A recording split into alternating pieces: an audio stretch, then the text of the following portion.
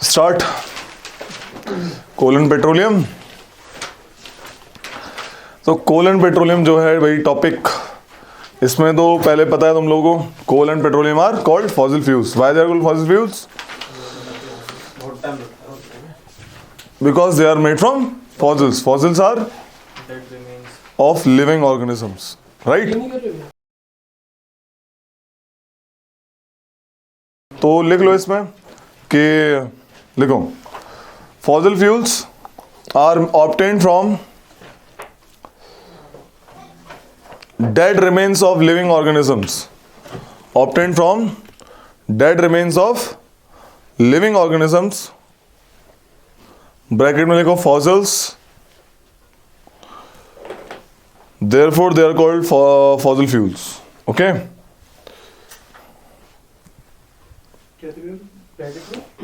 fossils जो डेड्स होते हैं, उनके मरे हुए अवशेष।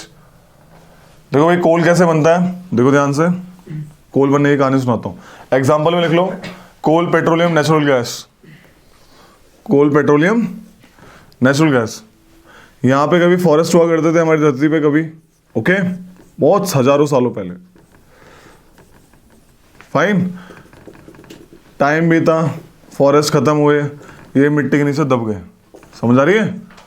धीरे धीरे मिट्टी के नीचे दबते गए, फिर यहाँ पे और भी इनके ऊपर लाइक मिट्टी आती गई, खत्म हो गए, दबते गए। जब ये काफ़ी अंदर तक दब गए because of high temperature and high pressure, okay, they got converted into fossil fuel. समझ आया? Fossil fuel. और ये कौन सा वाला फॉसिल फ्यूल है यहाँ पे जब धरती पे मामला हो रहा है? तो ये कोल, ओके, कोल। धीरे धीरे कार्बनाइजेशन होता गया इनका, कार्बन कंटेंट बढ़ता गया and finally they are like we are able to get the coal. अब पेट्रोलियम कैसे मिलता है? जो काम समुद्र के अंदर होगा उसमें पेट्रोलियम बन जाएगा। और डायग्राम देखो, ओपन द बुक, आगे करो, पेज पलटो। हाँ बस ये वाला डायग्राम देखो, ये जो पानी के अंदर का बनाया हुआ है, दो वेल लगा रखे हैं, राइट? पानी में क्या होता है समुद्र के अंदर, अराउंड द कॉन्टिनेंटल शेल्फ और ये स्लोप के नीचे के पास जो ऑर्गेनिज्म बढ़ते हैं, जैसे फिश खत्म हो गई, नीचे आ गई, प्लांट्स वगैरह, बड़ी बड़ी मछली जो भी है, प्लांट्स एंड ऑर्गेनिज्म मर के नीचे आते हैं। धीरे धीरे वो उनके ऊपर मिट्टी जम जाती है, ओके। मिट्टी जमने के बाद काफ़ी टाइम बीत जाता है and finally they are convert slowly and gradually, इनका प्रेशर और टेम्परेचर दोनों बढ़ता है, ओके, कि नीचे दबाव है। Then they are slowly converted into oil, that is petroleum और नेचुरल गैस। ठीक है भाई, ये कन्वर्ट होते हैं। तुम देख रहे होगे उसमें डायग्राम में, गैस ऊपर है, पेट्रोलियम नीचे है नहीं है? कि पेट्रोलियम इज ऑयल, इसकी डेंसिटी गैस से ज़्यादा होती है, राइट? और गैस की डेंसिटी कम है तो इसलिए ऑयल के ऊपर तैरती है। ऑयल की डेंसिटी वाटर के लाइक ऊपर है तो वो लाइक जब हम हटाते हैं ऊपर आता है मामला। This is kind of that thing. तो ये लेयर्स के बीच में दबा रहता है, ठीक है? लेयर्स के हम वेल खोदते हैं, ड्रिलिंग करते हैं ना, ऑयल ड्रिलिंग, ये मिट्टी हटती है यहाँ से, then we are able to get this. हमें ये पेट्रोलियम चाहिए तो हम और गहरा गड्ढा खोदेंगे, we are able to get this. तो this the kind of that thing, ऐसे मिलते हैं हमें, ठीक है भाई? कोल, कोल समझ आया? Basically these are non like conventional source of energy. पुराने जमाने में यूज होता था, आज भी यूज हो रहा है, ओके। एंड इसका सबसे बड़ी दिक्कत क्या है कोल की? It pollutes, okay. Coal pollutes. कैसे बनाता है? हम तुमको पता है कि थर्मल पावर प्लांट क्या होते हैं? थर्मल पावर प्लांट जिससे इलेक्ट्रिसिटी प्रोड्यूस होती है। थर्मल पावर प्लांट क्या करते हैं भाई? बहुत बड़ा सा एक लाइक वेसल लिया, उसमें पानी भरा, समझ आ रही है? पानी भरते हैं और उसको इग्नाइट लाइक जलाते हैं, किससे? कोल से, समझ आ रही है?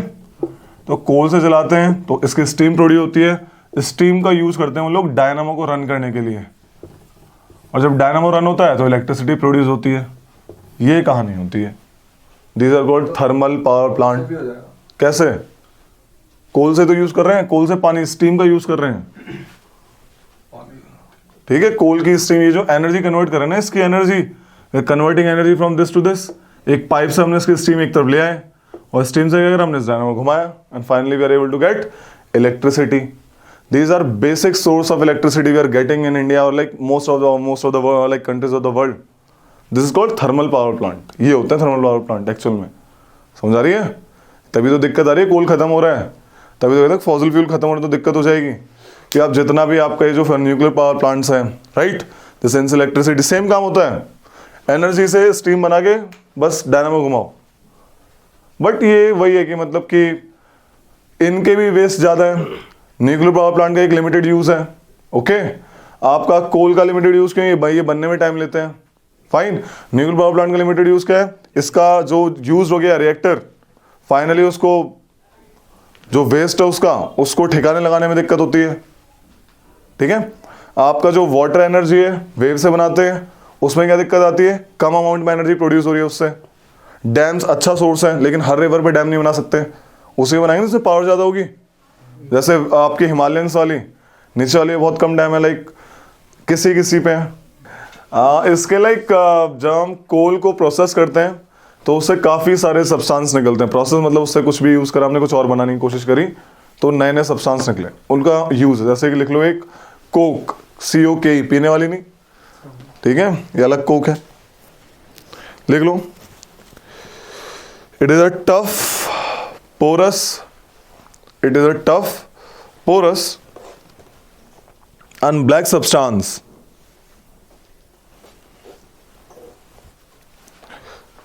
it is used for manufacture of steel।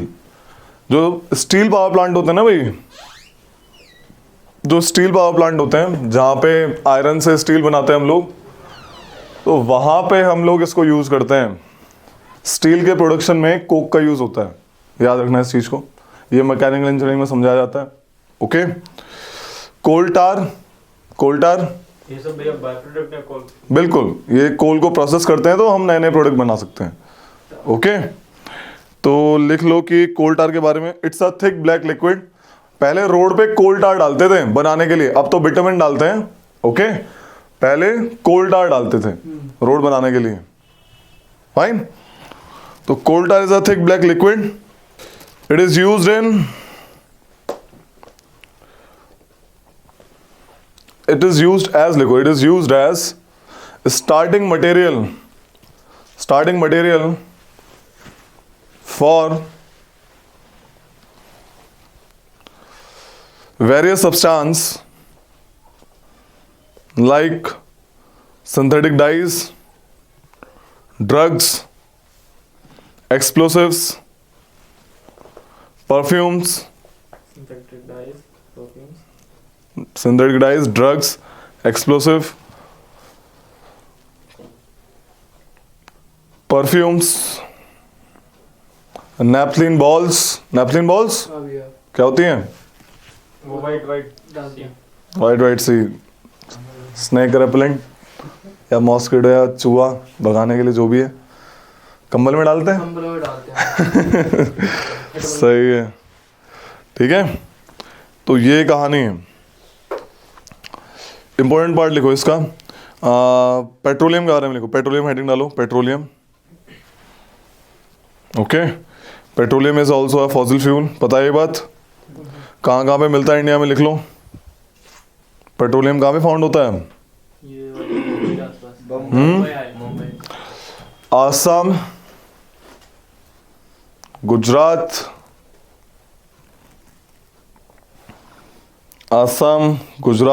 Mumbai high, and in Godavari and Krishna delta,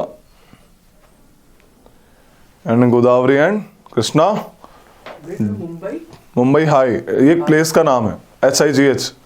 क्या है ना, देखो इधर लुकड़े, ये अपना पेनिनसुलर इंडिया, ये आपका मुंबई, यहाँ से थोड़ा अराउंड 100 किलोमीटर जाओ पानी की तरफ, ये जो पोर्शन है दिस इज मुंबई हाई, यहाँ पे ड्रिलिंग होती है। असम में कैसे मिलता है, मकुम है, मकुम तो क्या हुआ, मकुम वहाँ पे डेल्टा लेक, क्या बोलते, ब्रह्मपुत्र वाला एरिया तो है, तो जो भी मामला है, मकुम, दिग्बॉय एक बहुत फेमस रिफाइनरी है पेट्रोलियम की, ओके। तो वही है, सेडिमेंट्स मिलेंगे बेसिकली, सेडिमेंट्स वहाँ पे कहीं ना कहीं मिलेगा। आपके रिवर वाला मामला है, रिवर में तो फ्लो हो जाएगा पूरा, ओशन थोड़े नीचे तो रहेगा सेडिमेंट्स, तो कहीं ना कहीं जो मामला है इसका रिवर वाला मामला है उससे अफेक्टेड है, आसाम वाला पार्ट, ओके। जो ब्रह्मपुत्र रिवर है उसमें इतने लाइक इट्स तुम इसमें मैप में भी देखोगे बहुत मोटी मस्त काफी सेडिमेंट लाती है ऊपर से। ओके, सेडिमेंट वही वाला पार्ट है कि उसकी वजह से उसका कहने का सिग्निफिकेंस होगा मकूम में दिग्बॉय। यहाँ पे लाइक तुम बोल रहे हो कि यहाँ पे कैसे मिलता है, यहाँ पे तो फर्स्ट टाइम यही मिला था इंडिया में। फर्स्ट टाइम पेट्रोलियम मकूम एक ऑयल रिफाइनरी है, गेट फ्रॉम आसाम, जो ब्रिटिशर्स आए थे उनको यहीं पे मिला था। ओके, तो बिकॉज ऑफ दैट सिग्निफिकेंस। तो लिखो इसको, नाइस क्वेश्चन है, नाइस क्वेश्चन, नाइस क्वेश्चन। ठीक है, क्या लिखा? Assam, Gujarat, Mumbai high, Krishna Godavari delta. समझ आया डेल्टा में क्यों मिला वहां पे? अरे हाँ डेल्टा में, डेल्टा तो डेल्टा में मिला, कृष्णा गोदावरी डेल्टा। डेल्टा तो उस साइड है। पेट्रोलियम से ये open this diagram, open this diagram. Petroleum जो निकलता है भाई समुद्र में से, ठीक है, पेट्रोलियम जब निकलता है समुद्र में से वो यूजेबल फॉर्म में नहीं होता है, उसको रिफाइन करके पेट्रोल निकालते हैं, डीजल निकालते हैं, केरोसिन निकालते हैं, पैराफिन वैक्स निकालते हैं, अलग अलग मटेरियल निकालते हैं। तो ये रिफाइन करने के बाद जो मटेरियल्स हैं वो निकल रहे हैं पेट्रोलियम से, देख रहे हो? फाइन, तो ये petroleum products at the and, तो इनके यूजेस आते हैं, तो इसको मार्क कर लो याद करने के लिए। जैसे कि देख लो एलपीजी, एलपीजी कौन सी गैस होती है eight the and? Propane and butane. Okay, और इसमें जो ओडोरलेस है, ये क्या ओडोर होती है, इसमें कोई स्मेल होती है? इसमें डालते हैं तो कौन सा एजेंट डालते हैं? इथाइल मरकप्टन। ठीक है, पेट्रोल वगैरह ये सब, kerosene, lubricating oil, paraffin wax, bitumen. Fine, petroleum की वैल्यू यूजफुल होने के कारण पेट्रोलियम का इतना यूजफुल है कि भाई जिसके पास भी ये मामला है अमीर हो जाएगा आराम से। इसे ब्लैक गोल्ड भी कहते हैं, लिख लो। Because of great commercial importance, because of great commercial importance of petroleum, it is also called black gold. It is also called black gold. Fine, heading डालो natural gas. Natural gas, natural gas जो होते हैं भाई, they are basically methane. They are basically, तो जो compressed natural gas है उसमें भी यही है, और जो ये नेचुरल गैस है ये भी वही, CNG compressed natural gas. Natural gas compress करने से फायदा क्या हुआ, उनको एक सिलेंडर में लिक्विड फॉर्म में स्टोर कर लिया। ओके, कभी जो आपके घर में एलपीजी सिलेंडर को हिला के देखना, पानी ऐसी आवाज आएगी। ठीक है, कंप्रेस करके लिक्विड फॉर्म में कन्वर्ट कर लेते हैं उनको। Fine, so this is the basis compressed natural gas का। कंप्रेस करके सिलेंडर में स्टोर कर लिया ताकि आराम से गाड़ी में यूज कर दे, कहीं भी यूज कर सकते। Compressed natural gas is a cleaner fuel then petrol. ठीक है भाई, तो ये गाने लिख लो इसमें कि सीएनजी नेचुरल गैस क्या अंडर सीएनजी या फिर यही सीएनजी? नेचुरल गैस ही सीएनजी है, बस नेचुरल गैस को कंप्रेस करके क्या मैंने बताया, लिक्विड फॉर्म में गैस है ना, ये तो लिक्विड फॉर्म में कन्वर्ट कर दिया, कंप्रेस कर दिया ना उसको, पास में लिया उसके पार्टिकल्स पास में आए तो लिक्विड बन गया, और ज्यादा सॉलिड बना देंगे क्योंकि एट द एंड किसके पार्टिकल्स में क्लोज होते हैं? ठीक है, तो लिख लो इसको कि compressed natural gas is the natural gas in compressed form, is the natural gas in compressed form. It is basically the methane, it is basically the methane CH4। It is replacing petrol as a transport fuel because CNG is a cleaner fuel found in Tripura, Rajasthan, Maharashtra and Krishna Godavari Delta। यहाँ पे compress ये natural gas मिलती है। महाराष्ट्र, ठीक, Tripura, Rajasthan, Maharashtra, Krishna Godavari delta. ठीक है, next chapter combustion and flame. हाँ भाई, क्या होता है कंबशन? कंबशन मतलब ऑक्सीजन होनी ही चाहिए। जब ऑक्सीजन यूज होगी किसी सब्सटेंस के साथ and then it finally produces heat and light, heat and sometimes light। जरूर नहीं है हर बार लाइट ही निकालेगा, मतलब चमकेगा। ठीक है, sometimes light, it's called combustion, oxygen is the word for combustion, light तो निकलेगी ना। ठीक है। हीटनेस, हीटनेस होगी, नहीं हर बार नहीं निकलेगी। Light is like flame kind of thing, her bar flame नहीं निकलेगा, समझ रहे हो। जैसे कोल है, कोल में फ्लेम नहीं निकलता बट कंबशन हो सकता है, C+O2। कोल कभी उसके फ्लेम निकलते हुए देखे हैं ऐसे मस्त तरीके से चल रहा हो? नो, एक बार निकलता है नीचे, ठीक है। Sometimes light but not compulsory light निकलेगी, ठीक है। हीट देगा, जैसे आप पेपर चलाते हैं फ्लेम निकलेगा, गैस जला रहे हैं फ्लेम निकलता है, समझ आ रही है। तो this is the case of light, light means flame kind of thing.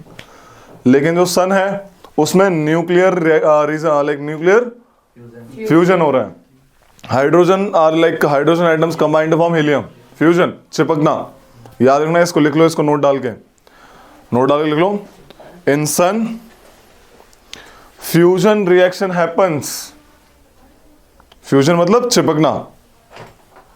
देखो भी क्या हो रहा है, हाइड्रोजन एटम मिलते हैं, ठीक है, और हीलियम बना देते हैं।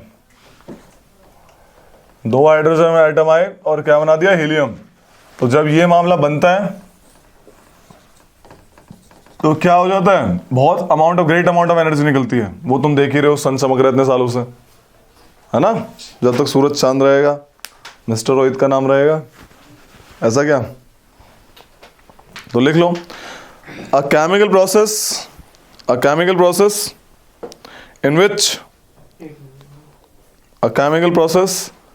इन which substance reacts with oxygen to give off heat is called combustion. It's called combustion. The substance that undergoes combustion give off heat, is called combustion. The substance that undergoes combustion is said to be combustible. क्या बोलेंगे उसको, combustible, जिसमें combustion हो रहा है। और क्या बोलेंगे, fuel, it is also called fuel, fuel भी कहेंगे उसको, it is also called fuel. Sometimes light is also given off. Sometimes light is also given off during combustion, either as flame or as glow. Okay? चमकती हुई चीज दिखेगी but कभी कभी नहीं दिखती है। ओके, either a flame, और एज ग्लो। सन का लिखवा दिया। एक होता है इग्निशन टेम्परेचर, ठीक है। इग्निशन टेम्परेचर क्या होता है, जिस टेम्परेचर पे आपकी सब्सटेंस जलना शुरू हो जाए, कंबशन होने उसके शुरू हो जाए, ठीक है। It is the lowest temperature, सबसे कम टेम्परेचर जलना। जैसे पेपर को हल्का सा हम आग लगाएंगे जल जाएगा, लेकिन उसी जैसे इस पर माचिस तिल्ली लगाई, पेपर पे आग लगनी शुरू होगी, राइट। बट वही माचिस तिल्ली अगर हम बड़े लॉग ऑफ वुड पे लगाएंगे वो नहीं चलेगा, क्योंकि उसका इग्निशन टेम्परेचर ज्यादा है कंपैरेटिवली दिस। तो ignition temperature lowest temperature at which substance this catches fire. Okay, तो लिख लो the lowest temperature at which, जैसे पेट्रोल का तो और भी कम होता है, चिंगारी से छोड़ो तुरंत फुर हो जाएगा। The lowest temperature at which a substance catches fire is called its ignition temperature. और किसी चीज को जलाने के लिए हमें उसके इग्निशन टेम्परेचर से ज्यादा टेम्परेचर देना ही पड़ेगा, तभी तो चलेगी। उससे कम रहेगा, जैसे मैंने बताया अभी, अगर एक लॉग ऑफ वुड है ना, उसको मैं माचिस तिल्ली जलाऊंगा, अब मैं तो आग तो लगा रहा हूं लेकिन नहीं चल रही, क्योंकि उसका अभी इग्निशन टेम्परेचर रीच नहीं हुआ है, पार नहीं हुआ है। तो किसी चीज को जलाने के लिए उसके इग्निशन टेम्परेचर को पार करना ही पड़ेगा। यहाँ पे फिर तिल्ली नहीं चाहिए मुझे, मस्त एक बड़ा सा भट्टी लाऊंगा 5 मिनट तक आग लगाऊंगा, मामला शुरू हो जाएगा, ठीक है। तो लिख लो, the combustible substance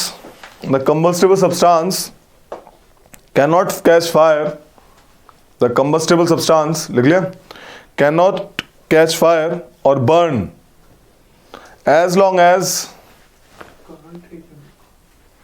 a combustible substance cannot catch fire or burn as long as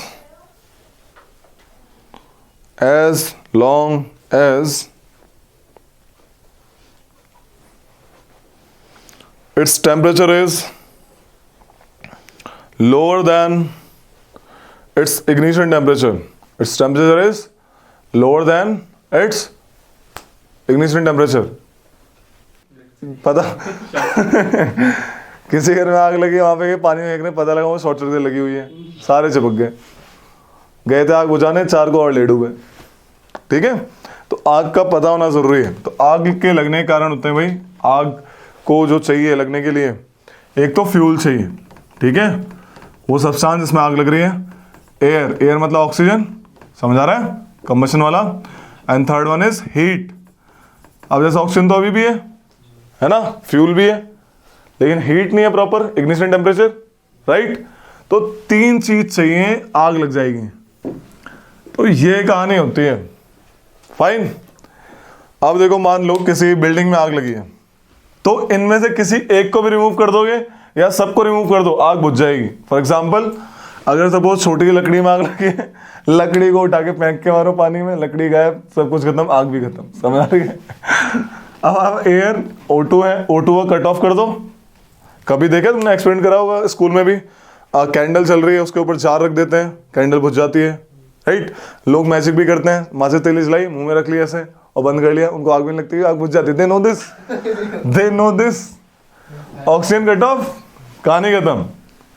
and heat, temperature गिरा दो इग्निशन टेम्परेचर से नीचे, अपने आप आग बंद हो जाएगी, है ना। पानी क्या करता है एट द एंड, ठंडा ही तो करता है उसको, और क्या करेगा। तो ये 3 चीज है। अब मुझे बताओ, अगर किसी बिल्डिंग में आग लगी, बिल्डिंग हटा दोगे, फ्यूल तो हट नहीं सकता, है ना। तो इसको हटाना is in most of the cases not possible. बड़ी बिल्डिंग है, खुद में फ्यूल है जब जल रहा है ना। तो ये वाला केस और ये वाला केस काम आता है। Generally water is a good source to like good fire extinguisher, जो फायर एक्सटिंग्विश करता है। क्यों? वाटर क्या करता है, वाटर का पहला काम क्या होता है, जैसे यहां पे आग लग रही थी, वाटर आया, उसने क्या करा, ठंडा कर दिया मामला, ठंडा है, ठीक है। वाटर ने आग लगाई, आग लगी हुई है, उसको पानी पे डाला, ठंडा कर दिया, इससे क्या हुआ, इग्निशन टेम्परेचर कम हो गया। और क्या दूसरा कारण होता है, वाटर जब किसी पे डालते हो, लाइक गर्म चीज पे डाल रहे हो, वाटर कह रहे देख लो, गर्म चीज पे डाल रहे हैं तो वेपर बनते हैं, भाप निकलती है, भाप, वेपर्स, सुन में आ रही हो ये? तो वेपर क्या करते हैं, उसको ढक लेते हैं ऊपर से प्रॉपर, पूरा का पूरा। अब जब वेपर ने ढक लिया तो ऑक्सीजन कट ऑफ हो जाती है भाई, समझ आ रही है, ऑक्सीजन कट ऑफ हो जाती है तो आग बहुत जल्दी बुझ जाती है। बट ये होते भी तो वाटर वेपर है ना। बिल्कुल, वाटर में तो O2 होगी। तो क्या हुआ, O2 इज डिफरेंट। अब तुम O2 ले रहे हो, क्या प्यास बुझ रही है तुम्हारी, तो अलग अलग केमिकल प्रॉपर्टीज है दोनों की, सेग्रेटेड नहीं है, समझ आ रही है। ओजोन की केमिकल प्रॉपर्टी अलग है, जैसे दूध है और एक दही है, दूध से तो बनी नहीं eight the and, but chemical property change हो गई, समझ आ रही है। तो केमिकली दे आर डिफरेंट, ऐसा नहीं कि O2 अलग हो जाएगी और वहां पे और आग लगाएगी, fine. Vapours are at the end H2O के वेपर्स, वो ढक रहे हैं उसको, फाइन। तो ये कहानी होती है वाटर से आग बुझाने का मामला। लेकिन वाटर कहाँ पे यूज होता है, जहाँ पे आग या तो तेल की ना लगी हो, तेल की आग लगी है तो तेल ऊपर पानी के ऊपर तैरेगा, क्योंकि तेल की डेंसिटी कम होती है पानी से, अभी देखा ना पेट्रोलियम निकाला। एंड सेकंड इज इलेक्ट्रिक वाली आग ना लगी हो, पता लगा, ठीक है, सारे ऐसे कैसे खड़े रहे बाल्टी के साथ, तो पोस्टमार्टम वाले बिना पोस्टमार्टम बता रहे अच्छा ये ठीक है। उस केस में क्या होता है, या तो रेत वगैरह डालो, रेत, लेकिन रेत से क्या होता है मामला, देखो रेत क्यों डाला, ताकि ऑक्सीजन कट ऑफ हो जाए। रेत से क्या होगा, जिस एरिया में आप रेत डालोगे वो पूरा एरिया, स्विच पे रेत डाला, इलेक्ट्रिसिटी वाला सिस्टम ही खराब, राइट, दोबारा चेंज करवाओ, रेत निकाल रहे हैं भाई सब लगे बड़े, और भी खर्चा बैठ गया। In that case CO2, carbon dioxide, CO2 extinguisher is the best fire extinguisher. Why? वो क्या करता है भाई, ढक लेता है प्रॉपर पूरा एकदम तरीके से उसको। CO2 covers the O2 like a blanket. Whenever you have seen वो जो होता है, देखा होगा कभी यूट्यूब पे भी देखना, मस्त आवाज आग घुसती है उससे, कभी हल्का मारा चुप करके एकदम ढक लेता है एकदम। ओके, और क्या होता है, अब वो कंप्रेस फॉर्म में उसमें सिलेंडर में जैसे ही बाहर आता है ठंडा होता है, मस्त एकदम ठंडा होता है, टेम्परेचर भी गिरा देता है। तो काइंड ऑफ दैट थिंग। समझ आ गई कैसे आग बुझ रही है? ये आता है रे क्वेश्चन बहुत बार। क्वेश्चन क्या आता है? सुधीर बताएगा, कोई नहीं बताएगा। ठीक है, सुधीर तो ये, रोहित तो ये, ठीक है, तुम दोनों ही बोलोगे, ये बताएंगे कि आग लगी है। बाकी सब लोग कोई बोल सकता है, और क्यों बोल सकते बताएगा। ठीक है, आग लगी है, चलो मिटा देते हैं इसको। सपोज आग लगी है, एक घर में आग लगी है, नॉर्मल आग है, इलेक्ट्रिसिटी वाली नहीं है। ठीक है, तो मुझे बताओ, तुम्हारे पास पानी है, एक पानी में एकदम उबलता हुआ हॉट वाटर है, क्या है, और एक है कोल्ड वाटर, मस्त फ्रिज वाला। तो as a science student, as a person who is studying how to extinguish the fire, तुम कौन सा पानी उठाओगे, दे के मारोगे या दोनों मार दोगे? जो एक बार में खत्म हो जाए।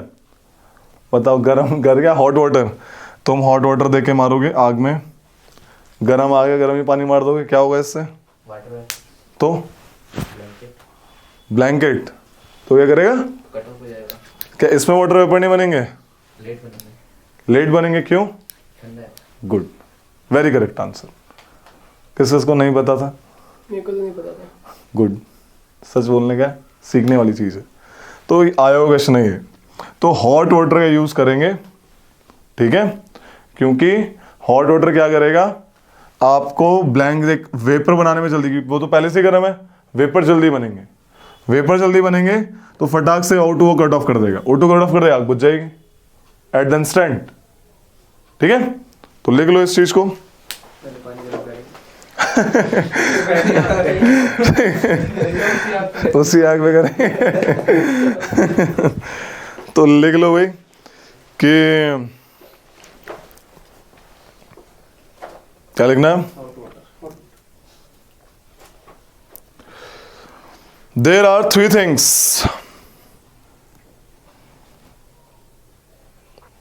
required to produce a fire. Number one, fuel. Second, air. Third is heat. Right?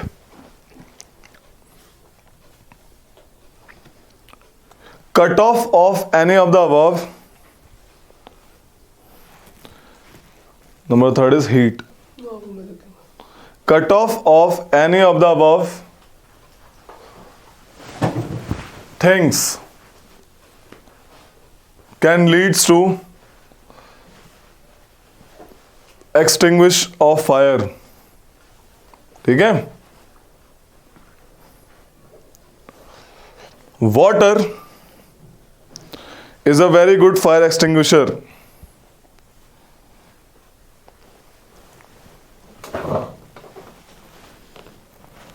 Because water cools the combustible material so that its temperature brought below its ignition temperature, so that its temperature brought below its ignition temperature. और क्या होता है water से फायदा? Water vapour also surrounds the combustible matter या material. Water vapor also surrounds the combustible material, helping in cutting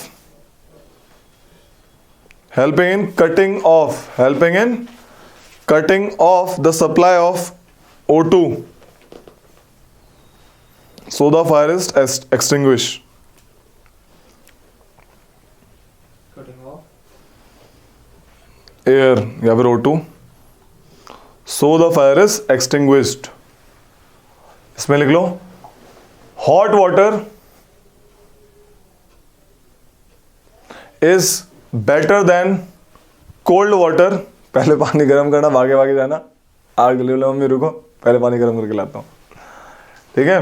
Hot water is better fire extinguisher than cold water. Hot water is better than cold water for fire extinguisher because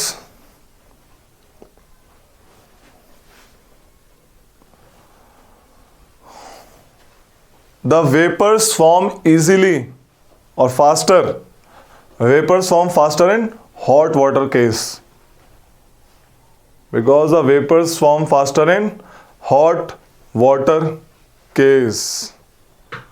समझ आ गई. अगला लिख लो भाई कि in case of electrical equipments and oil, we use carbon dioxide as a fire extinguisher. Inner fire extinguisher. As a fire extinguisher मतलब extinguisher मतलब हटाने वाले, आग को हटाने वाले, एग्जिट करने वाले. Because CO2 is heavier than O2. दो है ना उसमें, कार्बन भी है O2 भी है. CO2 is heavier than O2. It covers the O2 like a blanket. It covers the fire like a blanket. It covers the fire like a blanket and therefore cut off the oxygen supply and therefore cut off the oxygen supply and hence fire is controlled.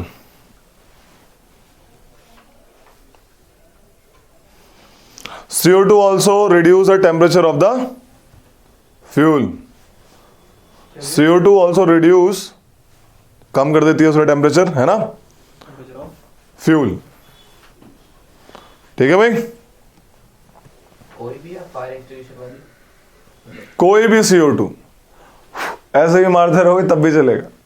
ठीक है. तो एक का होता है sodium carbonate और sodium bicarbonate करके, वो भी घर में होगा, उसको ही फेंक के मारना आग के पास, तो उसमें CO2 निकल जाएगी और वो आपका काम कर देगी. लिख लो इस चीज को भी कि सोडियम बाइकार्बोनेट, जैसे बेकिंग सोडा जो घर में होता है, बेकिंग सोडा, अरे कभी बनाया तुमने बेकिंग सोडा का यूज किया है? किसमें यूज होता है वैसे? केक में होता है भैया. केक में होता है ना. केक में होता है कि चीज को पफ करने के लिए. हाँ वही वाला यीस्ट वाला मामला. CO2 निकलती है. CO2 वाला. परफेक्ट. हाँ. CO2 निकलती है. सोडियम क्या था भैया? देखो सोडियम बाइकार्बोनेट ब्रैकेट में बेकिंग सोडा और potassium bicarbonate can also be used to extinguish the fire. Candle का डायग्राम बनाओ. ये कैंडल स्कूल में बनवाया होगा. हाँ भाई बनाया था स्कूल में. ये है आउटर मोस्ट पार्ट, ये middle, and thus this is unburned carbon. Okay, this is non-luminous zone.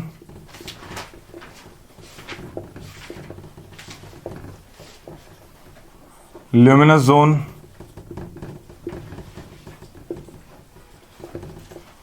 This is inner zone बोलेंगे. Dark zone.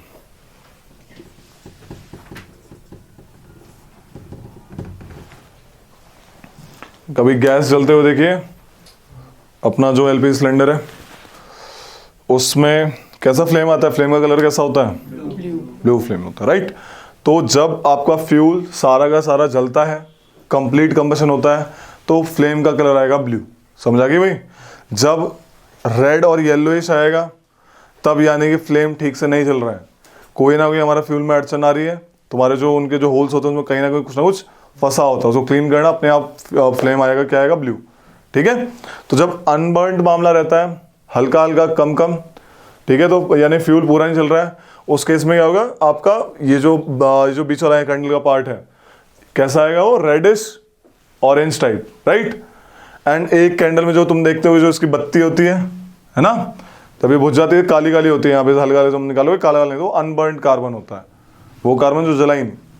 ओके, अब आती है कहानी, फ्लेम किस फ्यूल में निकलता है, लपटे किस फ्यूल में निकलेंगी, किस में निकलती, किस में नहीं निकलती। फ्लेम उस फ्यूल में निकलेगा जो फ्यूल वेपराइज होता है, ऐसे एलपीजी वेपराइज हो जाती है, पेट्रोल रखो थोड़ी देर, वेपराइज, राइट।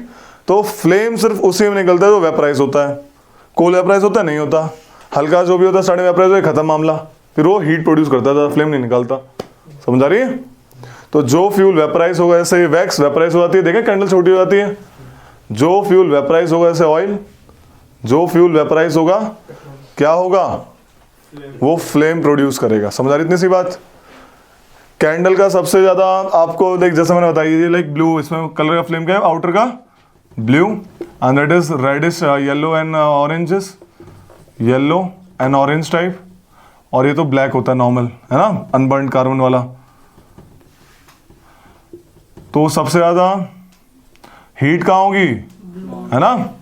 तो जो कम, तो तुमने भी देखा होगा कभी भी, अगर तुम ऐसे इसको टच करके देखोगे, उंगली यहाँ पे लगा के देखोगे, तो आपको बर्निंग ज्यादा इस वाले पार्ट में फील होगी।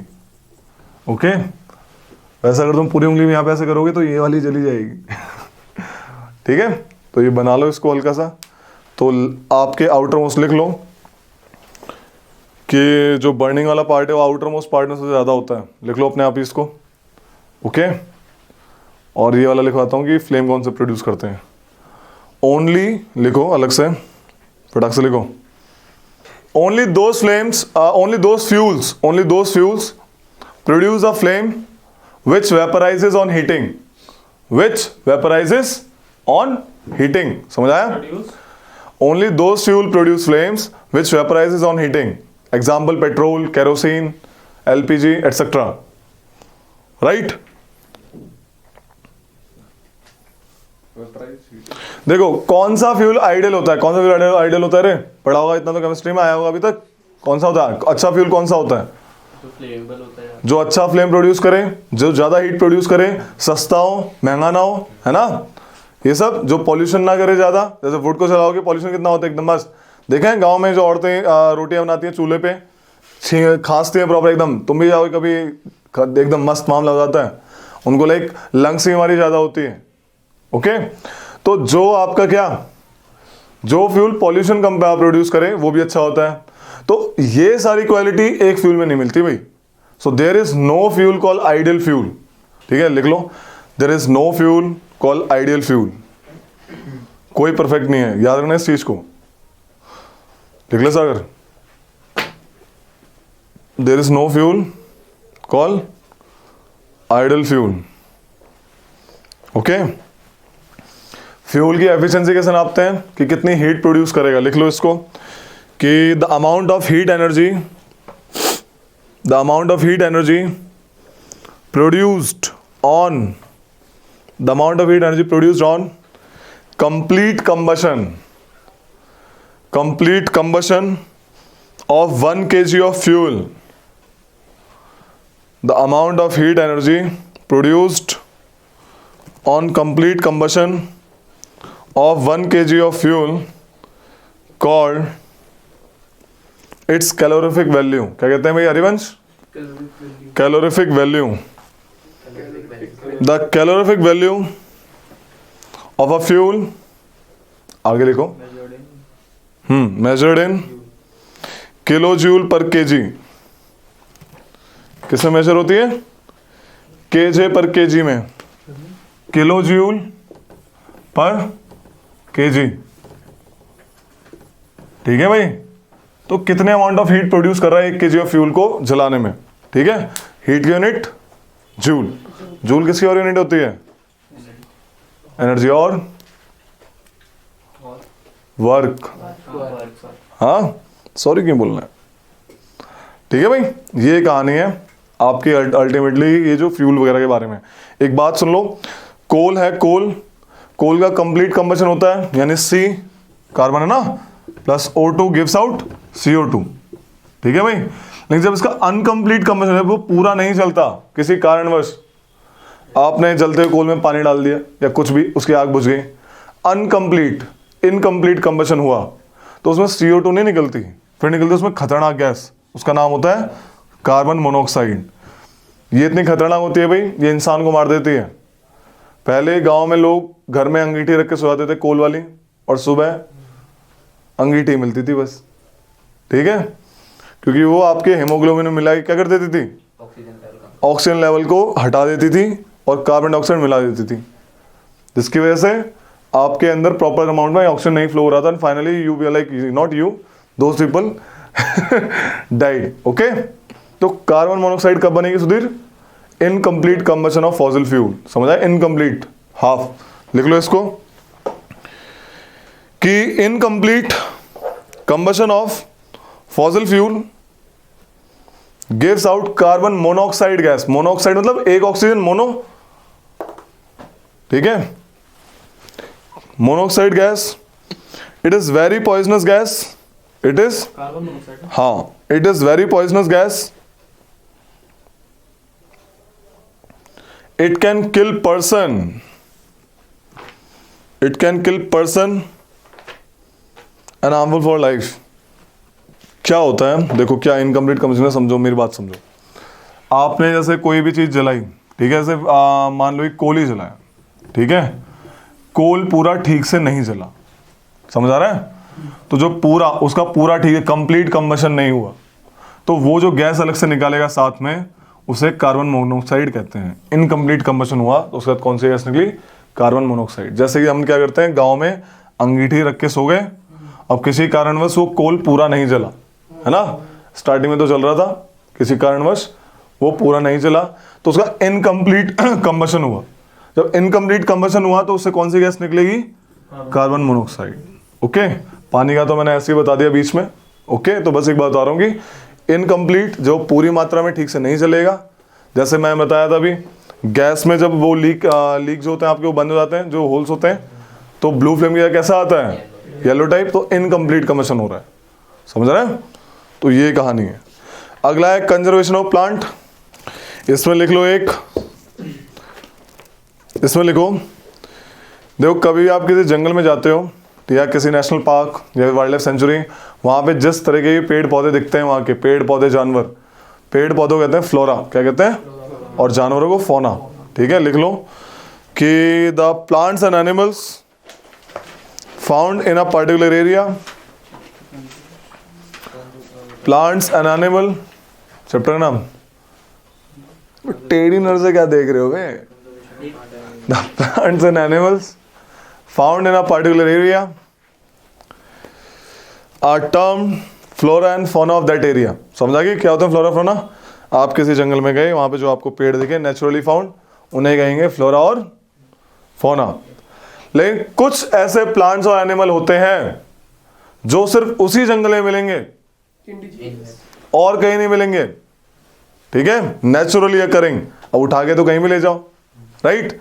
तो नेचुरली एक्सक्लूसिवली उसी एरिया में मिलते हैं। जैसे बनारसी सिल्क साड़ी बनारस में बनती है एक्सक्लूसिवली, समझा रहे हैं। तो ऐसे कुछ आपके प्लांट्स और एनिमल्स एक्सक्लूसिवली उसी एरिया में मिलते हैं। जैसे रॉयल बंगाल टाइगर आपके बंगाल में मिलेगा, वाइल्ड एसेस जंगली गधे कहाँ मिलेंगे, कहाँ मिलते रहे रन ऑफ कच्छ, ठीक है, बहुत अच्छा नेशनल पार्क है वहां पे इनके लिए। आपके वाइल्ड मैंगो वाला प्लांट सतपुड़ा बायोस्फीयर रिजर्व तो खैर ये सब है, ठीक है। तो इन्हें एंडेमिक स्पीसीज कहते हैं कि वो उस एरिया की एंडेमिक है। एंडेमिक स्पीसीज आर दो species of plants and animals which are found exclusively in a particular area। exclusively, word is exclusively, okay, वहीं मिलेंगी उसी टाइप के क्लाइमेट और वहाँ के टेम्परेचर और रेनफॉल के वाले एरिया में। They are not naturally found anywhere else, they are not naturally found anywhere else. A particular type of animal or plant. A particular type of animal or plant. यहाँ तक तो देखी दिया तो देख के Particular type of Animal or plant may be endemic to a particular zone, state or a country. समझाया? May be endemic to a particular, किसी जोन का भी एंडेमिक हो सकता है, वही नारायणा में मिलते हैं, किसी स्टेट का भी, कि दिल्ली में मिलते हैं ऐसे पौधे, मनीषा तो दिल्ली में मिलता है endemic species, zone and state and country कि भारत में मिलते हैं royal Bengal tiger. dangerous species. ठीक है. आपके जो एशियाटिक लॉयन है भारत में मिलता है और कहीं नहीं है. गिर में होता है गिर गिर forest of Gujarat, Asiatic lion, बड़े आलसी लॉयन, बड़े आलसी. उनकी खास बात, उनकी बैली मोटी है, ए बस लेटे पड़े, कहा के मोटे हो गए. ठीक है, बड़े आलसी. शेर को शिकार की जरूरत पड़ी जाती है, शिकार चल के बाद. ठीक है, बड़े लद्दड़ लायन है वो. हाँ भाई, एक वर्ड है स्पीसीज. स्पीसीज क्या होती है? स्पीसीज. स्पीसीज वो टर्म है, लाइक स्पीसीज क्वालिटी क्या है कि like the organisms of a say human की बात करते हैं. Human species, a organism of same species can interbreed among themself. Human अगर रिप्रोड्यूस करेंगे तो नए ऑफस्प्रिंग बनाएंगे. तो स्पीसीज की क्वालिटी ये होती है कि एक स्पीसीज का मतलब क्या है कि उसके ऑर्गेनिज्म आपस में रिप्रोडक्शन करके, इनब्रीडिंग करके एक फर्टाइल ऑफस्प्रिंग बना सकें. लाइक वो भी बंदा आगे चल के जो भी है एक फर्टाइल, मतलब फर्टिलिटी है उसमें. This called species. ये डेफिनेशन स्पीसीज की, राइट? ये कहानी है, तो लिख लो इसके बारे में. Species is a group of population. जैसे एनिमल स्पीसीज और ह्यूमन स्पीसीज की इंटरब्रीडिंग नहीं हो सकती कभी भी. ओके, तो species is a group of population which are capable of interbreeding among themselves and produce interbreeding among themselves and produce a fertile offspring and produce the fertile offspring. समझ आ गई रे? ये कहानी थी. अब आता है एक word, endangered animal. Endangered animal क्या वर्ड आता है? देखो भाई, धीरे धीरे एनिमल्स खत्म हो रहे हैं, प्लांट्स भी खत्म हो रहे हैं. ठीक है, डायनासोर क्या है? एक्सटेंट, खत्म हो गए. तो जो ऑर्गेनिज्म ज्यादा कगार पे हैं, एक्सटेंट होने के, खत्म होने की कगार पे हैं, एंडेंजर्ड एनिमल्स वो हैं जो कि एक्सटेंट होने की कगार पे हैं. ठीक है, एक्सटेंट नहीं हुए लेकिन उनकी क्वांटिटी बहुत कम बची है. राइट, लिख लो इसको. Animals whose number are diminishing. Animals whose number are diminishing to a level that they might face extinction, are known as endangered animals. समझ आ गई? that they might face extinction are known as, क्या कारण है animals खत्म होने का? Main कारण, like option देता हूं, तुम नहीं बताओगे रे.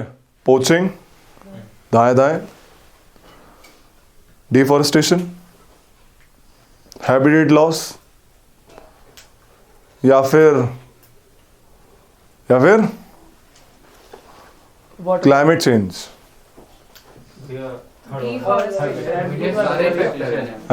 मेन अगर नंबर वन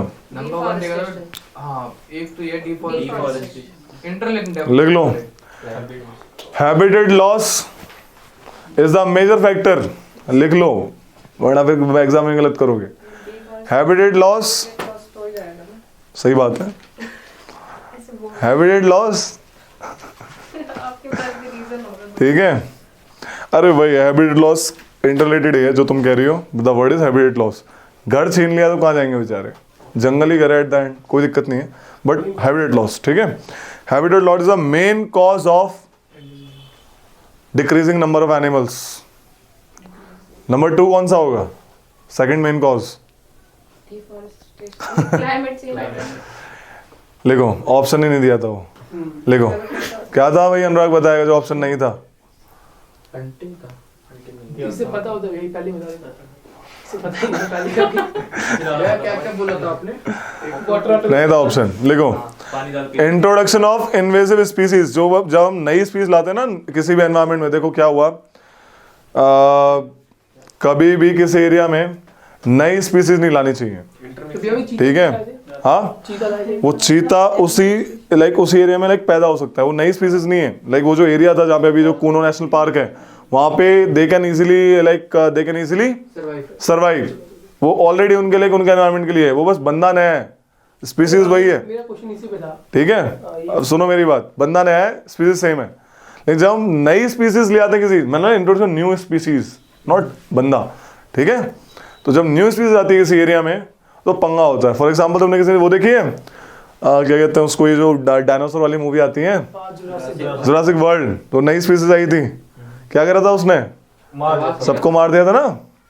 तो नई स्पीसीज क्या होती है, अपने आप को ढूंढती है कि मैं कहाँ लाई करता हूँ, आई एम अ प्रेडेटर और प्रे, ठीक है। एंड फाइनली उसके हार्मफुल इफेक्ट ज़्यादा हो जाते हैं। तो सेकंड मेन कारण क्या होता है, आपकी इन्वेजिव स्पीसीज का आना। आप वाटर हायसिंथ एक प्लांट है, तुमने देखा होगा गांव वगैरह में पॉन्ड्स होते हैं, पूरा पॉन्ड पूरा घिरा हुआ होता है प्लांट से, ये बाहर से आया है, हमारा नहीं है, इन्वेजिव स्पीसीज है। Introduction of new species in area can leads to destruction of that forest wealth, लिख लो। Second main cause is introduction of new species, exotic species जिसे कहते हैं, बाहर से लाई हुई exotic species. Second main cause है destruction of the wildlife. Red data book क्या है कि red data book is a source book. Red data book is a source book which keeps record of all the endangered animals and plants, ठीक है रे भाई। Red Data Book is a source book which keeps the record of all the endangered animals and plants, ठीक है रे। ये कहानी है, सेल जो चैप्टर 9 में करवाएंगे और रिप्रोडक्शन 10th में करवाएंगे। अब इसमें एक है reaching the age of adolescence. क्या है, जब आपकी प्यूबर्टी वाली एज होती है, जब आप टीन एज होते हैं, around 12 to 19 years of age, आपकी बॉडी में चेंज होता है, आप ना चाइल्ड रहते हैं, क्या एज है, the male hormone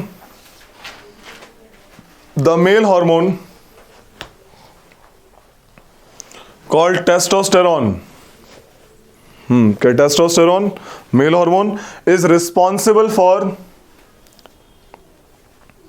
the bodily changes at the time of puberty in males. कह रहे सुधीर, समझे कुछ? Good. Oestrogen is the female hormone responsible for bodily changes in the female. देखो ये जो हॉर्मोन्स है ना, ये आपके किसमें निकलते हैं, ब्लड में रिलीज होते हैं। किसमें रिलीज होते हैं, ब्लड में। तो डक्ट्स में नहीं होते हैं, जैसे आपके स्लाइवरी ग्लैंड है, ये डक्ट से निकलता है। लेकिन ये जो हॉर्मोन्स है बिना डक्ट्स में नहीं, सीधा खून में डाले जाते हैं, खून में रिलीज हो जाते हैं। इन्हें डक्टलेस ग्लैंड भी कहते हैं। जो एंडोक्राइन ग्लैंड है, वो जो हार्मोन रिलीज है, endocrine gland is ductless gland, okay, उसके बारे में बताएंगे अभी। तो ये जो हॉर्मोन्स हैं, testosterone and this one oestrogen, it is triggered by a gland. The name of gland is pituitary gland. तो लिख लो कि production of these hormones, the production of these hormones is under the control of another hormone secreted by an endocrine gland called pituitary gland. Endocrine मतलब समझ रहे, ductless gland. क्यों? क्योंकि वो सीधा ब्लड में। इसके बाद क्या, production of these hormones under control of pituitary gland, इसके बाद क्या? अरे control of another hormone secreted by another hormone, control of another hormone secreted from an endocrine gland called pituitary gland. भैया जीएच भी तो ऐसे रिलीज होता है ना ग्रोथ हार्मोन। बिल्कुल बिल्कुल, लिख लो इसको भी। जीएच और आईजीएफ भी इंसुलिन। आईजीएफ नहीं, इंसुलिन यहाँ से नहीं होता, इंसुलिन लाइक ग्रोथ। पैनक्रियास से होता है। नहीं एक फैक्टर होता है इंसुलिन लाइक ग्रोथ फैक्टर। लिख लो। IGF जैसे होता है। The pituitary gland also release growth hormone. ठीक है, पहले हार्मोन लिखवाता हूँ सारे के सारे, फिर बात करेंगे इनके बारे में। ठीक है भाई। थायराइड ग्लैंड क्या निकालता है? थायरोक्सिन। तुमने देखा होगा किसी बंदे की गर्दन मोटी होती है, उनका थायरोक्सिन ठीक से निकल पा रहा तो गोइटर हो जाता है उनको। लिख लो, thyroid gland responsible for, thyroid gland responsible for secretion of thyroxine. Inefficiency of which, deficiency of which cause goiter. कौन सी बीमारी कर देता है? गोइटर। अगला है थायरोक्सिन ग्लैंड, हार्मोन है, थायरोक्सिन हार्मोन है। गोइटर तो नमक आयोडीन की कमी से होता है, मतलब बिल्कुल बिल्कुल, थायराइड इसको मेंटेन नहीं कर पाता वो।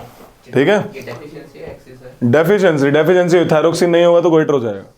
ठीक है, लिखो अगला, एडर्नल ग्लैंड्स, क्या भैया? Adrenal, ADRENAL, adrenal glands secrete hormone called adrenaline,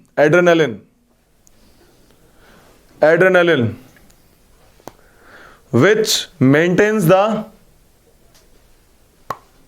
correct salt balance in the blood. Correct salt balance in the blood. वो भी तो करता है। It also helps the body. It also helps the body to adjust to the stresses when one is very angry. जब आप गुस्सा होते हो, खुश होते हो, worried होते हो तो एड्रेनलिन निकलता है आपकी बॉडी में। ठीक है, फाइट और फ्लाइट वाला। वही जब लड़ाई होती है single. when one is very angry, embarrassed और worried, तो भाई लिख लो। अब इसके मेनोपॉज का लिख लो हल्का सा, मैं मेनार्की वगैरह इसमें लिखो भाई कि the first menstrual flow begins at the puberty. जब पहली बार मेंसेस साइकिल स्टार्ट होती है उसे मेनार्की कहते हैं। The first menstrual flow begins at the puberty and is termed as menarche. और जब ये बंद हो जाती है around 45 to 50 years of age, इसे मेनोपॉज कहते हैं। At the age of 45 to 50 years, at the age of 45 to 50 years, the menstrual cycle stops, and this stoppage of menstruation is termed as menopause. And this stoppage of menstruation is termed as menopause. ठीक है भाई, अरे हो जाएंगे। अगला है force and pressure. ठीक है, फोर्स क्या होती है? नॉर्मल पुश एंड पुल, किसी को धक्का मारना या किसी को खींचना, फोर्स होती है। ठीक है भाई, दो टाइप की फोर्स होती है, कांटेक्ट फोर्स और एक नॉन कांटेक्ट फोर्स। कांटेक्ट में क्या है? आपको कांटेक्ट होना ही पड़ेगा दूसरी बॉडी के साथ। फॉर एग्जांपल मस्कुलर फोर्स, जब भी आप किसी में मस्कुलर फोर्स लगा रहे हैं तो body has to be in contact. लिख लो इसको, there are two types of forces. फटाक से लिखो, खत्म करवाते हैं, सही कह रहे हैं। There are two types of forces, contact and non contact force. Contact में लिखो नंबर 1 एक सेकंड भैया। हो गई मस्कुलर फोर्स, समझ आ रहा है? मस्कुलर जो मसल से लग रही है। सेकंड फ्रिक्शन क्या होता है? अरे फ्रिक्शन फोर्स जो होती है वो हमेशा ऑपोजिट डायरेक्शन लगती है। आपने बॉल फेंकी, बॉल अपने आप जाके रुक गई, क्यों? फ्रिक्शन लग रहा है उस पर। आप चल पा रहे हो, फिसल नहीं रहे हो, फ्रिक्शन की वजह से। कैरम में आप पाउडर डालते हो फ्रिक्शन रिमूव करने के लिए, पढ़ाएंगे इसको अभी आगे। ठीक है, तो फ्रिक्शन फोर्स लिख लो इसमें। Friction force always acts in direction opposite to the force, always acts in opposite direction. ठीक है, it opposes the motion. Non contact force के बारे में लिखो, जिसमें कॉन्टेक्ट नहीं होता बॉडीज का। पहला क्या है? Magnetic force. देखा ना, मैग्नेट को पास में लाते हैं, रिपेल करती है दूर दूर। नॉन कॉन्टेक्ट, नाम से पता लग रहा है, इजी है, 8th क्लास ही है, कोई ऐसी बड़ी बात नहीं। Second is electrostatic force. ये करा होगा तुम लोगों ने स्कूल में, स्केल को बाल पे रगड़ा और उसके जो पेपर चिपकते हैं, करा है ना, इलेक्ट्रोस्टैटिक चार्ज आता है उसमें। Okay. Third is gravitational force. Apple टूटेगा तो नीचे ही गिरेगा, नॉन कॉन्टेक्ट है, ठीक है। इलेक्ट्रो क्या है, नाम बताइए। Electrostatic force and next is gravitational. अब एक फोर्स अब आता है भाई, pressure. The word is pressure. Pressure क्या होता है? Force upon area. समझ आ रही है रे? तो यानी प्रेशर, अगर फोर्स बढ़ाऊंगा तो प्रेशर बढ़ेगा, है ना, और एरिया बढ़ाऊंगा तो प्रेशर घटेगा, ठीक है। जैसे ही तुमने देखा होगा, तुम्हारा जो नाइफ होता है, नाइफ चाकू, उसकी एज शार्प होती है कि उसका पतला एरिया होता है, ताकि सेम फोर्स से ज्यादा प्रेशर लगे। कट जाता है ना मामला। अगर उसके उल्टे उल्टे उल्टे जो उसको उल्टा करके नाइफ को चीज काटोगे, प्रेशर कम लगेगा, तो क्या होगा दिक्कत? आपकी चीजें कटेंगी नहीं। समझ आ रही है? जो कुली होता है, कुली जो सामान रखता है, उससे पहले एक क्या रखता है? कपड़ा सा रखता है कि अगर कपड़ा नहीं तो डायरेक्ट वो आपके सर पे ऐसे हल्का सा टच होगा, जो एस वाले एरिया में, राइट, उठे हुए वाले एरिया में। कपड़ा लगा के क्या करता है, उस पूरे एरिया, पूरे कपड़े पे सामान टच होता है, तो एरिया बढ़ जाता है। एरिया बढ़ेगा तो प्रेशर घटेगा, तो उसे दिक्कत नहीं होगी। समझ आ गई प्रेशर का मामला क्या है? फोर्स बढ़, एक सेम फोर्स तो सेम ही ना, सामान का वजन तो सेम है। 4 अगर बक्से हैं तो उसने सर पे उठा रखे हैं, लेकिन जब वो कपड़ा रखता है तो प्रेशर कम लगता है, तो उसे आसानी से उठा पाता है। लेकिन जब कपड़ा नहीं है, उसको ज्यादा दिक्कत होगी कि प्रेशर ज्यादा लगेगा, कि एरिया कांटेक्ट वाला कम हो जाएगा। Okay, this is pressure. Simple जो लिख लो इसमें, pressure equal to force upon area. लिख लिया? इसमें यही है। एक होता है एटमॉस्फेयर की, छोटी छोटी चीजें इसमें, नथिंग मोर इंपॉर्टेंट। लिख लो इसमें एक चीज, तुमने वो देखा है, वो क्या कहते हैं उसको, जो गाड़ियों में लगाते हैं, शक्कर जो होता है ना, ऐसे कुड़ुक कुड़ुक आवाज आती है। अरे शक्कर नहीं होता जो विंडो गेट, विंडो पे लगाते हैं कार के, मोबाइल के लिए लगा दिया। ऐसा क्यों? वैक्यूम क्रिएट होता है, यानी अंदर हवा नहीं रहती है, राइट। तो वो क्या होता है, अब इससे फिर चिपका कैसे? वैक्यूम से चिपक गया। Atmospheric pressure. Yes, atmospheric pressure इतना खतरनाक होता है, अगर उसमें से सारी एयर निकाल दी ना, पूरे हिंदुस्तान की ताकत लगा लेना, तब भी निकलेगा। ये जो एक्सपेरिमेंट था, ये वाला देख रहे हो एक्सपेरिमेंट, ये करा था भाई ऑटो वैन ग्यूरके ने। उसने ऐसी एक मशीन बनाई कि किसी बॉल जैसे दो लाइक सेमी लाइक हेमिस्फेयर को चिपकाया, उसमें सारी एयर निकाल दी, सारी ऑलमोस्ट। जब उसने सारी एयर निकाल दी तो एटमॉस्फेयर का प्रेशर इतना था कि ये 8 घोड़े दोनों तरफ खींच नहीं पाए थे, इसको तोड़ नहीं पाए थे। ये कहानी होती है उस शक्कर की। आपके ऊपर क्यों नहीं लगता प्रेशर एटमॉस्फेरिक? क्योंकि आपका अंदर और अंदर जो बॉडी का प्रेशर होता है वो इक्वल टू एटमॉस्फेरिक प्रेशर होता है, बैलेंस हो जाता है। अगर अंदर वैक्यूम बना दो, दब जाओगे। समझ आ रही है? तो दिस इज द केस। ये है एटमॉस्फेरिक प्रेशर की कहानी। तो लिख लो इसके बारे में हल्का सा, कि the pressure exerted by the pressure exerted by the air is known as atmospheric pressure. ठीक है? The reason we are not crushed under this weight is that the reason we are not crushed under this weight is that the pressure inside our bodies, the pressure inside our bodies is also equal to the atmospheric pressure. थोड़ा तेज लिखो। The reason we are not crushed under this weight is that the pressure inside our bodies is also equal to the atmospheric pressure and cancels the pressure from outside. ठीक है?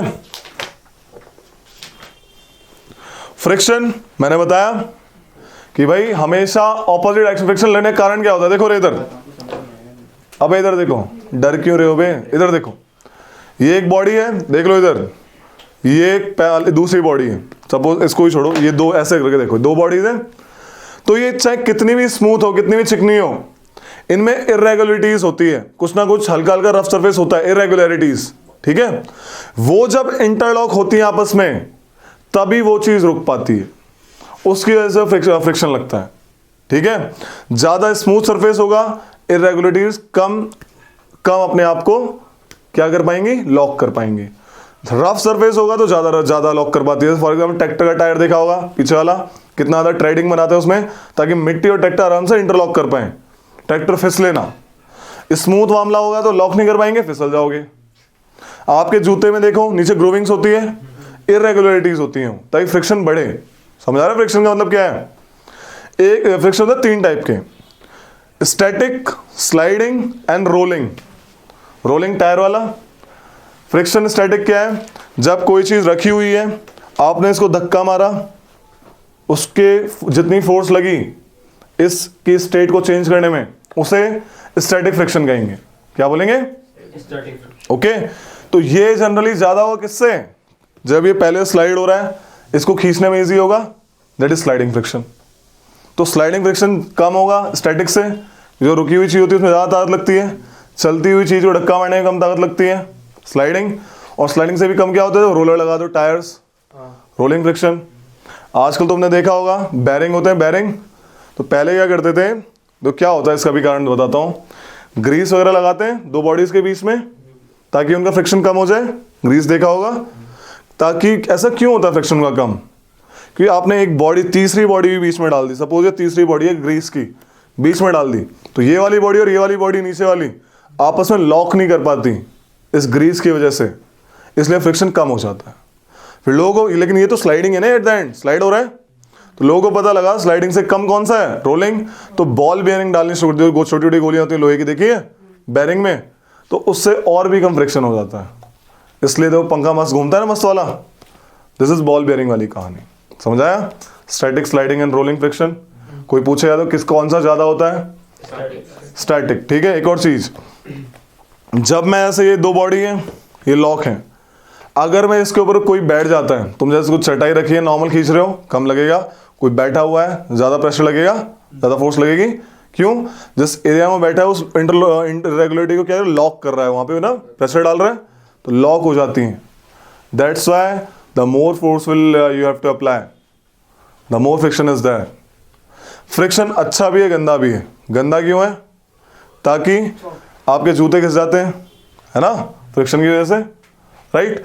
आपकी इतनी सारी heat energy waste होती है friction की वजह से। ये जो आपके पंखे वंखे हैं, फ्रिक्शन ना होता बस घूमता रहता, क्या दिक्कत है, एनर्जी वेस्ट होती है। अच्छा क्यों है, आप चल पा रहे हैं, वरना फिसलते बार बार। बनाना पील पे जब पाँव रखते हैं बस निकल जाते हो ना। कैरम खेलते हो, मूवीज में देखा हो तो कभी देखा नहीं किसी वजह से गिरते हो। बहुत बढ़िया, मैं तो फिसला हूँ, ठीक है। तो कैरम में आप पाउडर डालते हो फ्रिक्शन रिमूव करने के लिए। समझा फ्रिक्शन की कहानी क्या एट द एंड, तो लिख लो इसकी छोटी छोटी टर्म जो इंपॉर्टेंट है सीडीएस एग्जाम के लिए। ये डेफिनेशन इंपॉर्टेंट है, लिखो स्टैटिक की हेडिंग डालो, स्टैटिक फ्रिक्शन। देखो, the force required to overcome friction, the force required to overcome friction at the instant an object starts moving from rest,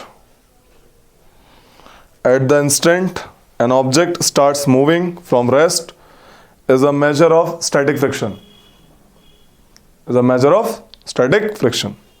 sliding के बारे में लिखेंगे, एक सेकंड, स्लाइडिंग के बारे में लिखो। On the other hand, the force required to keep the object moving, on the other hand, the force required to keep the object moving with the same speed is measure of sliding friction. the force required to keep the object moving is called sliding friction. Okay. अगला, when one body rolls over the surface of another body, when one body rolls over the surface of another body, the resistance to its motion is called rolling friction. The resistance to its motion is called rolling. The resistance of its motion when one body rolls over the surface of another body, the resistance to its motion is called rolling friction. इसमें लिख लो rolling reduces friction. Rolling में कम लगता है ना सबसे. Okay. Fluid क्या होते हैं? फ्लूइड्स जो बहते हो, जैसे पानी एंड एयर फ्लूइड है, तो इनमें जो फ्रिक्शन लगता है इनकी वजह से, एयर की वजह से, पानी की वजह से, इन्हें फ्लूइड फ्रिक्शन कहते हैं. फ्लूइड फ्रिक्शन का एक अलग से नाम दिया गया, ड्रैग. क्या बोलते हैं इसको? लिख लो. The frictional force exerted by fluid is called drag. तो जो एरोप्लेन उड़ता है तो एरोप्लेन के सामने जो फ्लूइड फ्रिक्शन लगे वो ड्रैग लगता है. Fine. The frictional force exerted by fluid is called drag. ठीक है. सेकेंड लास्ट चैप्टर, इसमें केमिकल इफेक्ट है इलेक्ट्रिक करंट का. वैसे इसको 10th में करवा दूंगा मैं, 10th में हो जाएगा ये, उसमें स्टार्टिंग वाले चैप्टर में. अब करें प्लैनेट के बारे में, स्टार्स एंड सोलर सिस्टम. इसमें प्लैनेट के बारे में थोड़ा सा है. ठीक है. इसमें लिख लो पहली चीज, तो क्या लिखोगे? लिखो सोलर सिस्टम के बारे में लिखो. सोलर सिस्टम हल्का फुल्का ज्योग्राफी में बताया. अब थोड़ा प्लैनेट के बारे में बता देते हैं. लिख लो, हेडिंग डालो मरकरी. मरकरी के बारे में बता रहे हैं थोड़ा. Mercury is the smallest planet of the solar system. Smallest planet है. ओके.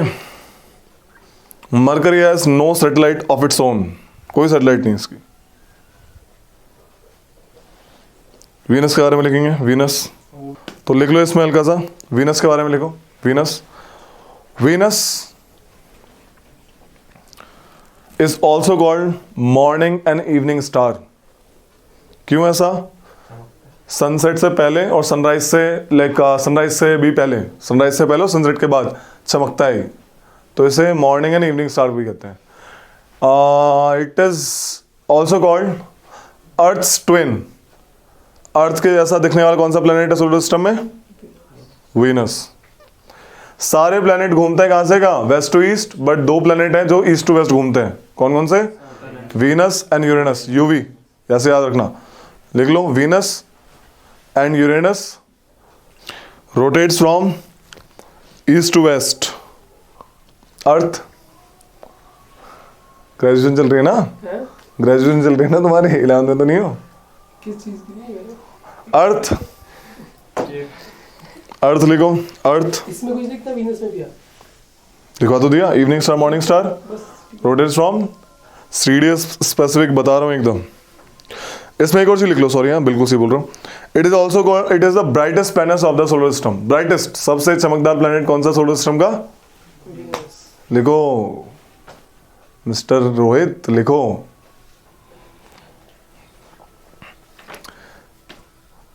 अर्थ के बारे में लिखना नहीं है. ब्लू ग्रीन कौन सा देखिए? अर्थ ही तो है. अर्थ में सीजन क्या होते हैं? रेवोल्यूशन. और मेन कारण टिल्टिंग. ठीक है, लिख लो इसको. अर्थ में लिख लो, the season of the Earth is because of tilting of the axis and revolution. The season of the Earth is because of tilting of the earth axis revolution and tilting. and revolution. ठीक है. and day and night is due to Rotation. बहुत बार आता है. बहुत छोटा question है वैसे, बहुत बार आता है. ठीक है. मार्स के बारे में लिखो. It is also called the red planet. Red जैसा दिखता है, रेडिश. रेड प्लैनेट किसे कहते हैं? मार्स. जुपिटर. ये बस इतने का। काफी काफी और नहीं आता। Jupiter largest planet of the solar system, largest planet of the solar system,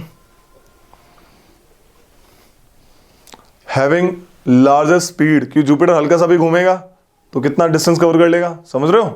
तो लार्जेस्ट स्पीड भी इसकी है, largest speed of rotation, largest speed of rotation. Revolution में किसकी होगी? जो सबसे छोटा मरकरी, जो सबसे पास है, जल्दी घूम जाए ना। कोई क्या जाता है। ठीक है, सैटर्न लिखो, सैटर्न। रेवोल्यूशन है ना मरकरी का।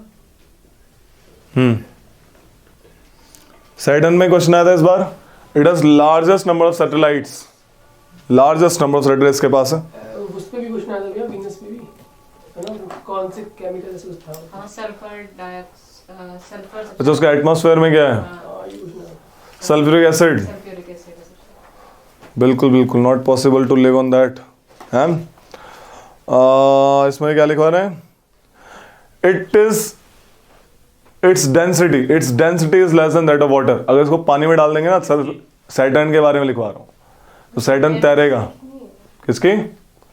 सैटर्न। खिला सकते हैं ऐसे तो। बिल्कुल ले आओ, पानी में डाल के। Its density is less than it's density is less than that of water, Saturn.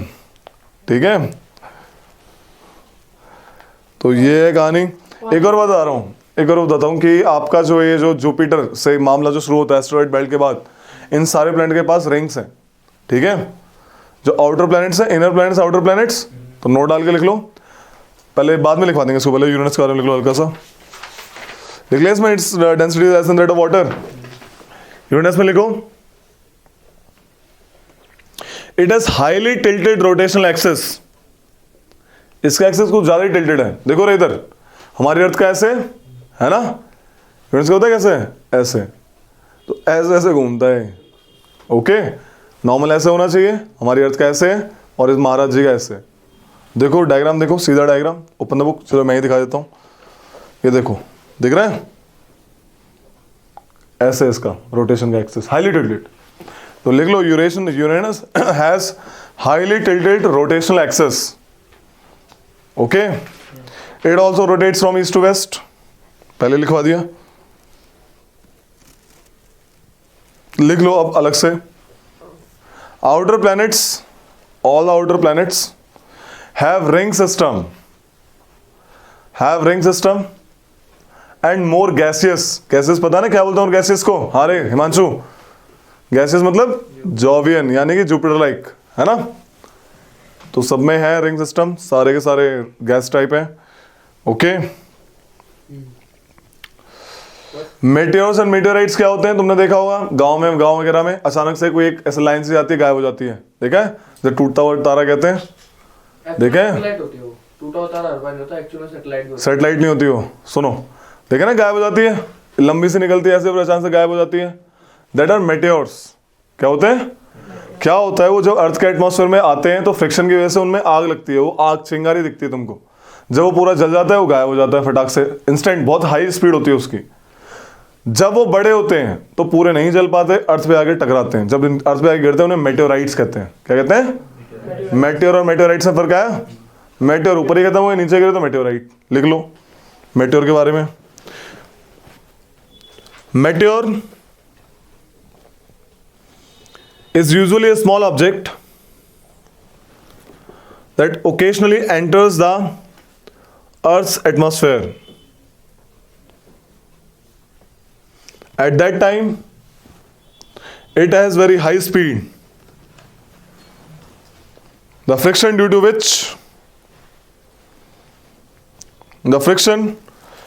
the atmosphere heats it up.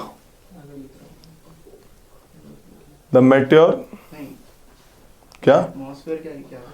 The friction due to the atmosphere heats it up. पहले वाला earth atmosphere the friction due to. At that time, atmosphere के बाद लिखो, at that time it has very high speed. It has very high speed. The friction due to atmosphere heats it up. जलाता है, दिखती है light, ठीक है, लिख लो। When some large meteors reaches the earth, they are called meteorite.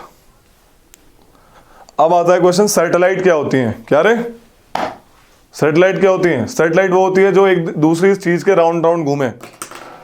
जैसे ये एक बॉडी है, समझ आ रही है? और इधर देख लो, ये एक बॉडी है, इसके राउंड राउंड घूमने वाली बॉडी, उसे सैटेलाइट कहेंगे कि ये इसकी सैटेलाइट है। समझ आ गई? कोई भी, जैसे अर्थ इज सैटेलाइट ऑफ सन कह सकते हैं, समझाया? लिख लो इसको। A satellite is a body, a satellite is a body which revolves around the another body, which revolves around the another body, दूसरी बॉडी का चक्कर काटना। अर्थ इज सैटेलाइट ऑफ सन कह सकते हैं। कल को सीडीएस में लिखा हो तो डरना मत कि यार अर्थ थोड़ी सैटेलाइट, ऐसे मत कहना। और example, moon is a natural satellite of earth. Natural मतलब अपने आप घूम रही है, हमने भेजी नहीं है यहाँ से। एक आर्टिफिशियल होती है जो हमने भेजी है, सबसे पहली कौन सी भेजी? आर्यभट्टा। लिख लो, Aryabhata is the first satellite of the Earth. For artificial satellite लिख लेना। कॉन्सोलेशन लिखवा नहीं रहा, बस बता रहा हूं। कॉन्सोलेशन पता है? ग्रुप ऑफ स्टार्स, सप्तऋषि, है ना? जब शेप बनाते हैं सप्तऋषि, जो ग्रुप ऑफ स्टार होते हैं, उर्सा मेजर देखे होंगे, चम्मच जैसा दिखता है। तो जब ग्रुप ऑफ स्टार कोई शेप बनाते हैं उसे क्या बोलते हैं? कॉन्सोलेशन। समझ आ गई? एक और चीज सुन लो, which is the nearest star to the Earth? Sun, है ना? उसके बाद प्रॉक्सिमा सेंचुरी, अल्फा। लिख लो इसको, sun is the nearest star to the earth. क्यों रे Sudhir? Sun is also star. Why? वो भी चलता है। जलते तो तुम भी हो, मैं स्टार थोड़ी, तुम भी स्टार हो चमकते हुए। वो आप ही तो कह रहे थे। they has own heat and light, ठीक है? लिख लो, sun is also a star, sun is the nearest star to the earth surface. after sun alpha Centauri और प्रॉक्सिमा सेंचुरी, एक ही नाम है, is the next nearest star after sun. ठीक है, लिख लिया? ये हो गया स्टार। पता है तुमको स्टार क्या होता है? नहीं, खुद की हीट एंड लाइट होती है इसमें, राइट? कॉन्सोलेशन बता दिया। एक बात बताओ मुझे, ये बताया रोहित, कौन सा पहला बंदा था जो मून पे गया था? शेक्सपियर? Neil Armstrong. कब गए थे? 21 जुलाई 1969। Write down. Neil Armstrong reached the moon, like first man to reach the moon on 21st July 1969. Second कौन गया था? Edwin Aldrin.